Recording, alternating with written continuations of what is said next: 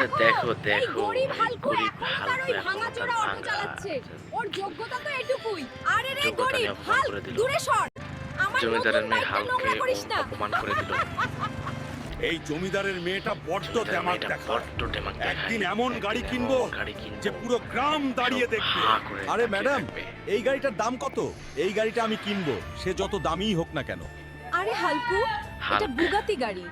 পুরো বাংলায় শোরুমে কেউ আসছে এত দামি গাড়ি গাড়ি কেনার কেনেনি। জন্য। তুই গিয়ে তোর ওই লক্কর ঝক্কর অটো চালা। ম্যাডাম, ও, আজ ইনিও হয়তো বুগাটি কেনার ক্ষমতা আমার নেই, কিন্তু এমন অপমান একদিন করে আসবে দিল। যখন আমি আপনার পুরো শোরুমটাই কিনে নেব। পুরো শোরুমটাই আমাকে কিনে যে নেবে কোনো ভাবে একবার বুগাটি আসবে। কিনতেই হবে, কিন্তু হালকা বুগাটি প্রতিজ্ঞা কিনতে তো করেছে, 30 কোটি বুগাটি টাকা গাড়ি লাগবে। কিনতেই হবে। এত টাকা আমি কোথায় পাবো? টাকা গুছিয়ে সবাই সে শুনুন, অবশ্যই কিনবে। যে এই এক চোখা কোবরা পাহালওয়ানকে হারাবে চোখা সে পাবে কোবরা পুরো পাহালওয়ানকে 100 হারাতে কোটি পারলে টাকা। 100 ওকে তো কোটি আমি টাকা ধুলো পাবো। চাটাবই।